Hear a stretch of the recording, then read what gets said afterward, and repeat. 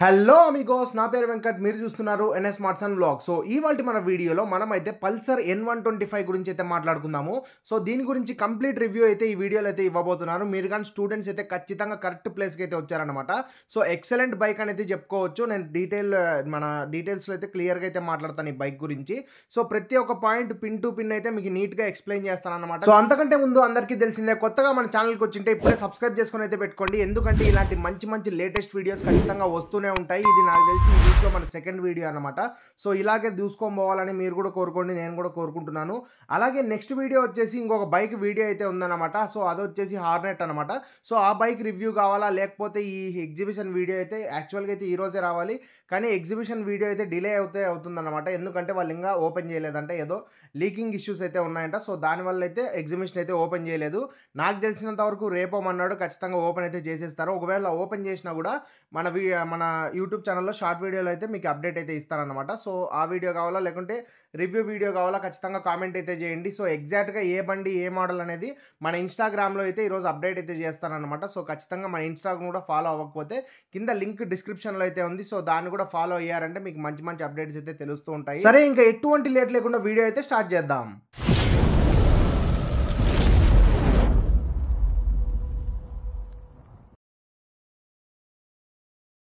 So ఇప్పుడైతే ఈ bike గురించి కంప్లీట్‌గా అయితే తెలుసుకుందాము. సో ఈ బైక్‌లో ప్రొవైడ్ చేసిన ఇంజిన్ గురించి అయితే మాట్లాడదాం ముందుగా. సో ఇంజిన్ సెక్షన్ నుంచి అయితే వద్దాం. తర్వాత మిగతావన్నీ నేను ఎక్స్‌ప్లెయిన్ చేస్తాననమాట. సో ముందుగా ఇంజిన్ గురించి మాట్లాడుకున్నట్లయితే దీంట్లో మనకు ప్రొవైడ్ చేసిండేది 2 valves air cooled 124.8 CC engine అయితే ప్రొవైడ్ చేశారు. సో ఇదొచ్చేసి BS6 ఇంజిన్ అన్నమాట. SOHC ఇంజిన్ అంటారు దీన్ని. సో BS6తో అయితే ప్రొవైడ్ చేశారు దీంట్లో ఇంజిన్ వచ్చేసి. సో ఈ ఇంజిన్ ప్రొవైడ్ చేసే పవర్ అండ్ టార్క్ గురించి మాట్లాడుకున్నట్లయితే 12 PS పవర్ అయితే ప్రొడ్యూస్ చేస్తుంది ఈ ఇంజన్. అలాగే 11 న్యూటన్ మీటర్ టార్క్ అయితే ప్రొవైడ్ చేస్తుంది అనమాట ఈ ఇంజన్. సో కొద్దిగా మాటల్లో అయితే తడబాటు అయితే ఉంది. సో కొద్దిగా అడ్జస్ట్ చేసుకొని అయితే చూడండి. కొద్దిగా వర్క్ ఉంది, అయినా కూడా నేనైతే వీడియో ఎడిట్ చేస్తున్నాను. సో కొద్దిగా అర్థం చేసుకోవడానికి ట్రై చేయండి. నెక్స్ట్ వచ్చేసి దీని చైన్ గురించి అయితే మాట్లాడుకోవాలి. దీంట్లో అయితే మనకి ఓపెన్ చైన్ అయితే ప్రొవైడ్ చేశారనమాట. సో ఎటువంటి ప్రొటెక్షన్ అయితే లేదు చైన్కి అయితే. సో ఓపెన్గా ఉంటుంది కాబట్టి మీరు ఖచ్చితంగా ఒక 500 కిలోమీటర్స్కి ఒకసారి చైన్ అనేది క్లీన్ చేసుకొని లూప్ చేసుకున్నారంటే కొద్దిగా బెటర్ అయితే ఉంటుందన్నమాట. పర్ఫార్మెన్స్ కొద్దిగా లాంగ్ లైఫ్ కూడా వస్తుంది. సో ఓపెన్ చైన్ అయితే ప్రొవైడ్ చేశారు. కొద్దిగా జాగ్రత్తగా అయితే చూసుకోవాల్సి అయితే ఉంటుంది మీరు.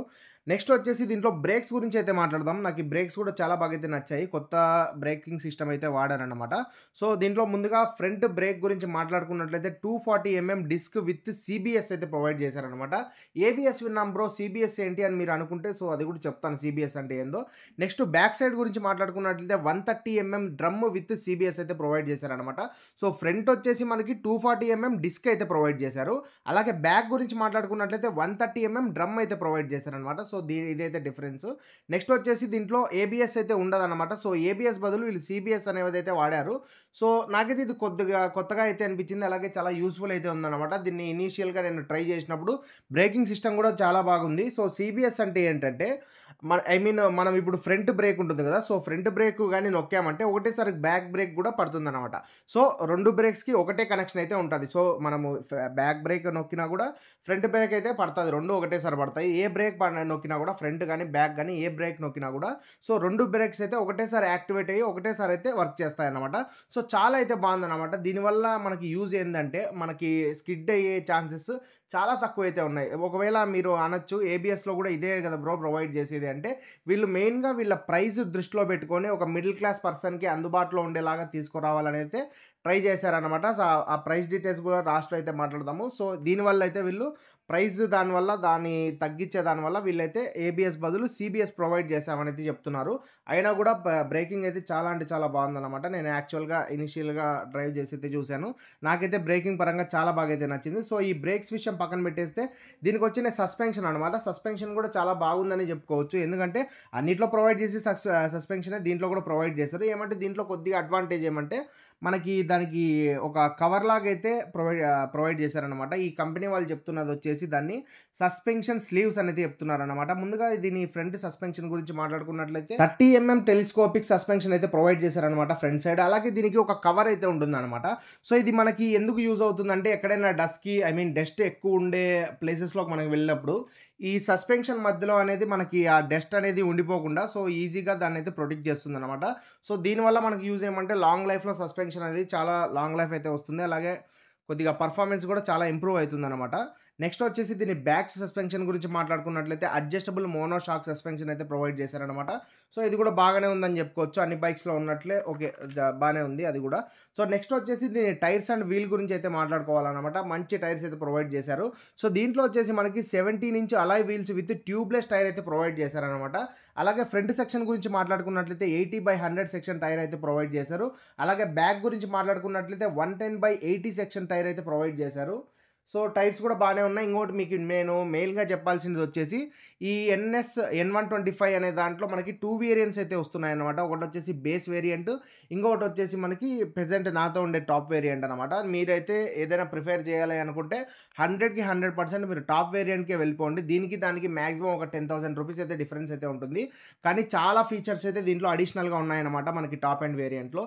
సో బ్లూటూత్ గానీ, అలాగే డిస్‌ప్లే గానీ మనకి చాలా అయితే చేంజ్ అయితే అవుతాయన్నమాట. ఇప్పుడు ఫర్ ఎగ్జాంపుల్‌కి చూసుకున్నట్లయితే ఈ బ్రేకింగ్ టైర్స్ విషయంలోనే చూసుకున్నట్టయితే సో బేస్ వేరియంట్‌లో మనకి బ్యాక్ సైడ్ 100/90 సెక్షన్ టైర్ అయితే ప్రొవైడ్ చేశారు.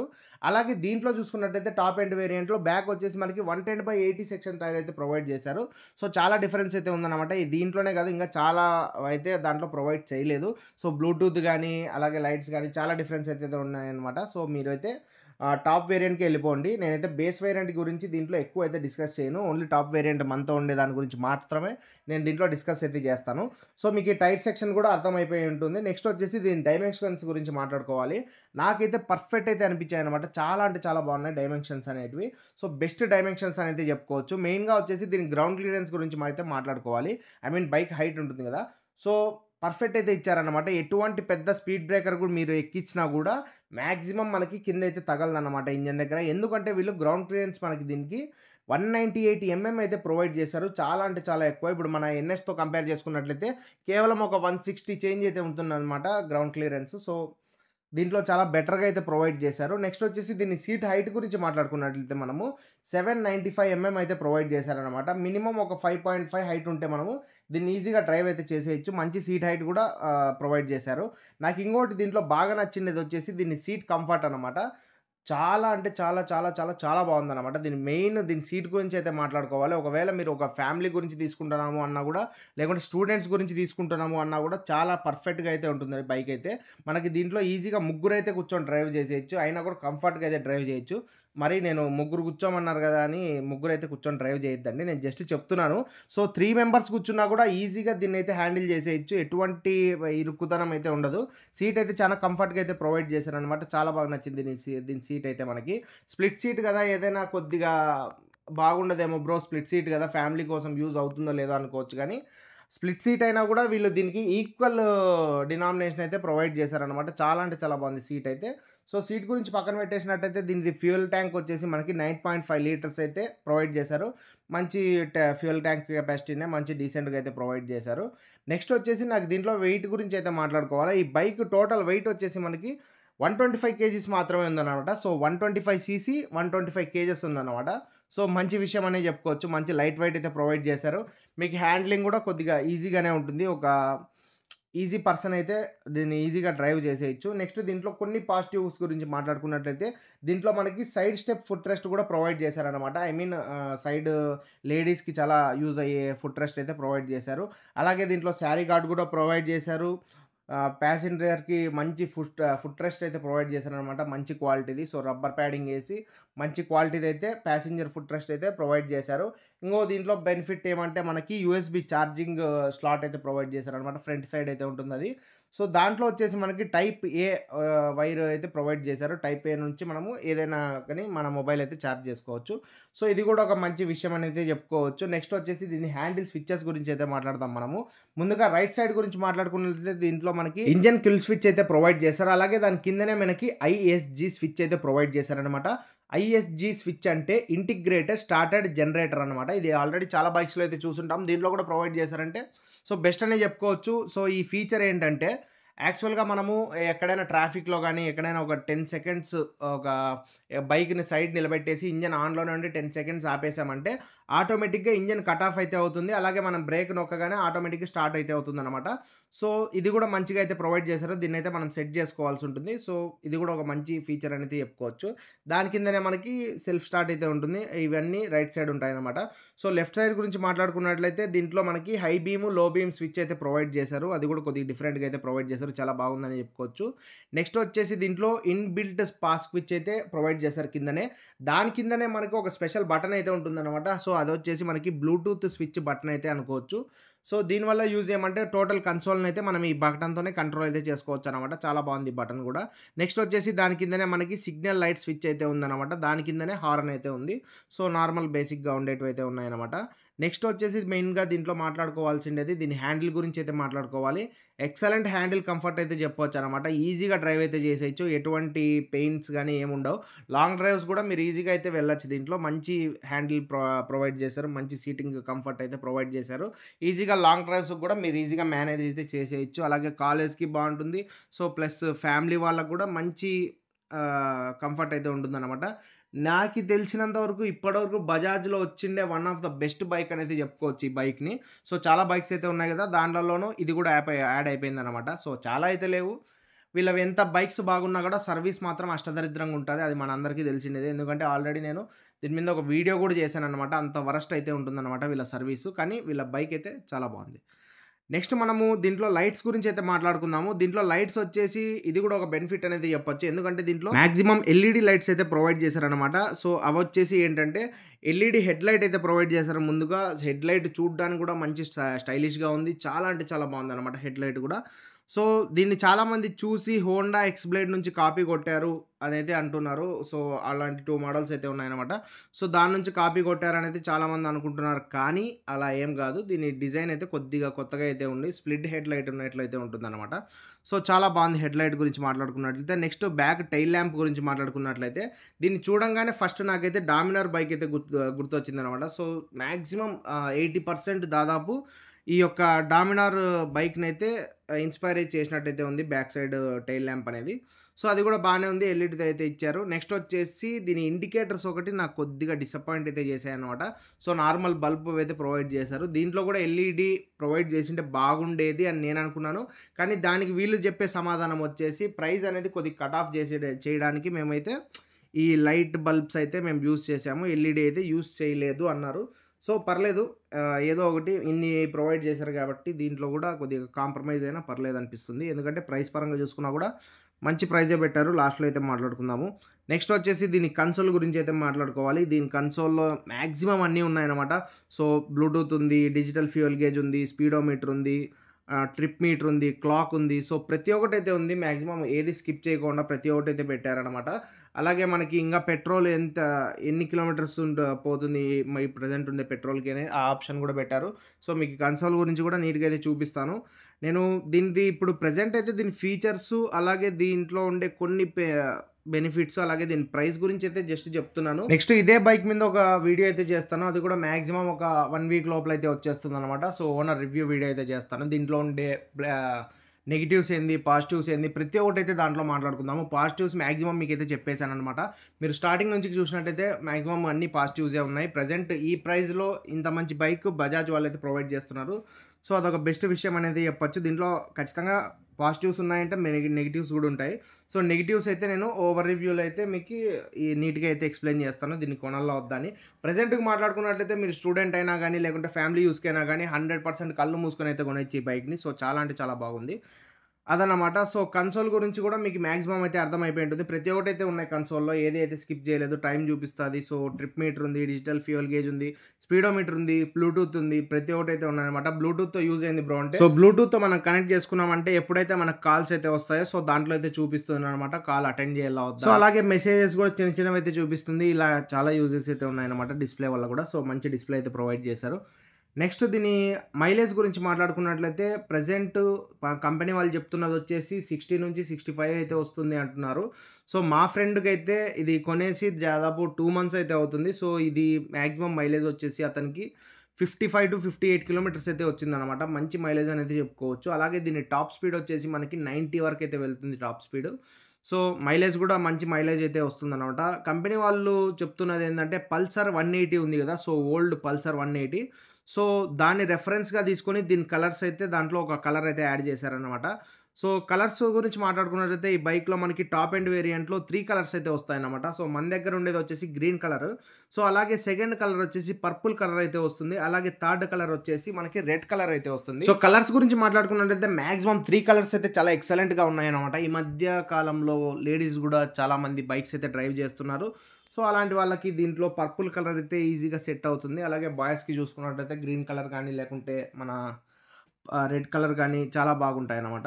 సో, అదే మనకి బేస్ వేరియంట్‌లో చూసుకుంటే 4 కలర్స్ అయితే ప్రొవైడ్ చేశారు. ఒకటొచ్చేసి వైట్ ప్రొవైడ్ చేశారు. ఇంకోటొచ్చేసి బ్లాక్, ఇంకోటొచ్చేసి రెడ్, ఇంకోటి గ్రే కలర్ టైప్‌లో అయితే ఉంది. సో, నేను బేస్ వేరియంట్ గురించి ఎక్కువైతే మాట్లాడలేదు. ఎందుకంటే నాకు ఈ బేస్ వేరియంట్ కన్నా ఇదే నచ్చిందనమాట. సో, ప్రెజెంట్ మన దగ్గర ఉండే బైక్ గూడా ఇదే. సో, దీంట్లో చేంజెస్ దాంట్లో ఇంకొక మెయిన్ చేంజ్ వచ్చేసి బేస్ వేరియంట్‌లో స్పీడోమీటర్ అనేది చాలా చేంజ్ అయితే ఉంటుందనమాట. సో, దాంట్లో బ్లూటూత్ ఆప్షన్ అయితే ఉండదు. అలాగే మనకి డిస్‌ప్లే గూడా సెమీ డిస్‌ప్లే అయితే వస్తుంది. అంటే సగము మాత్రమే డిజిటల్ మీటర్, మిగతా సగము లైట్ ఇండికేటర్స్ అయితే ఉంటాయనమాట. సో, అంత కాస్ట్ అయితే ఉండదు. సో, మీరు బేస్ వేరియంట్‌కైతే అస్సలు వెళ్ళకండి. ఓన్లీ వెళ్తే టాప్ వేరియంట్‌కైతే వెళ్ళండి. సో, ఇదన్నమాట ఈరోజు మన రివ్యూ. దీని ప్రైస్ గురించి మాట్లాడుకున్నట్లయితే వితౌట్ మనకి టాక్సెస్, జీఎస్టీ, ఆన్ రోడ్ ఇవన్నీ తీసేసినట్టయితే ఎక్స్ షోరూమ్ ప్రైస్ వచ్చేసి మనకి బేస్ వేరియంట్ వచ్చేసి మనకి 95,000 రూపీస్ దాదాపు అయితే ఉంది. అలాగే మనతో ప్రెజెంట్ ఉండే టాప్ మోడల్ వచ్చేసి మనకి 99,000 అయితే పడుతుందన్నమాట. సో, 99,000 చేంజ్ అయితే పడుతుంది ఎక్స్ షోరూమ్ ప్రైస్.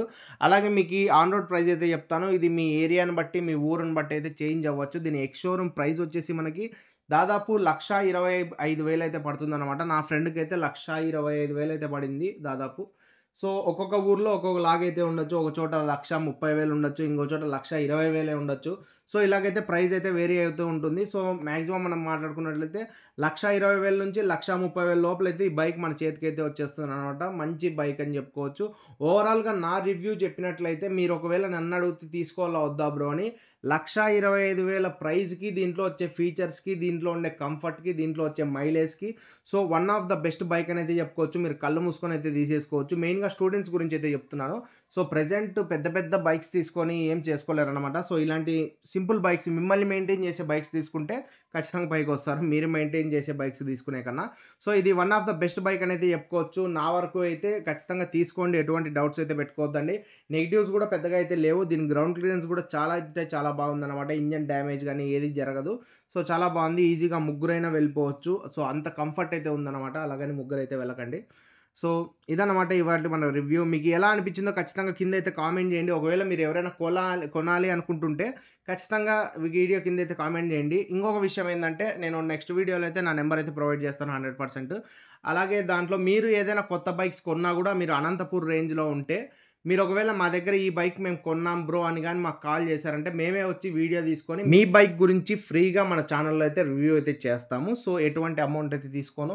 సో, నేనే వచ్చి లేకుంటే నేను ఒక ప్లేస్ చెప్తాను. ఆ ప్లేస్‌కి మీరు వచ్చారంటే సో, రెస్పెక్ట్‌ఫుల్‌గా మనం ఒక వీడియో చేసుకొని సో, కలిసి మాట్లాడుకొని రివ్యూ వీడియో అయితే మన ఛానెల్‌లో అయితే అప్‌లోడ్ చేస్తాము. సో, ఇలా అయితే మనం కొద్దిగా కాంటాక్ట్స్ అయితే పెంచుకుందాము. సో, ఎటువంటి ప్రాబ్లమ్ లేదు. మీతో ఏదైనా కొత్త బైక్ ఉందన్నా కూడా నో ప్రాబ్లమ్. సో, అనవసరంగా టైమ్ పాస్‌కి అయితే కాల్ చేయొద్దండి. నెక్స్ట్ వీడియోలో అయితే కన్ఫర్మ్‌గా నంబర్ అయితే ప్రొవైడ్ చేస్తాను. సో, మీరు బైక్స్ కొన్నా కూడా లేకుంటే మీకు ఎలాంటి డౌట్స్ ఉన్నా కూడా నాకైతే కాల్ చేసి మీరైతే అడగొచ్చు. నేను ఖచ్చితంగా మీకు రిప్లై అయితే 100% అయితే ఇస్తాను. అలాగే ఈ వీడియోకి ఎవరైనా కొత్తగా వచ్చింటే చాలా లెంతీ అయితే అయిపోయిందన్నమాట వీడియో. మీకు క్లియర్‌గా ఎక్స్‌ప్లెయిన్ చేసే దానికోసం కొద్దిగా లెంత్ అయితే అయింది వీడియో. సో, ఖచ్చితంగా మీరైతే లైక్ చేస్తారని కోరుకుంటున్నాను. అలాగే సబ్స్క్రైబ్ చేసుకుంటారని కోరుకుంటున్నాను. నెక్స్ట్ ఇంకొక ఇంట్రెస్టింగ్ వీడియోతో మళ్ళీ కలుసుకుందాం. అంతవరకు నేను మీ వెంకట్ సైనింగ్ ఆఫ్. జై హింద్.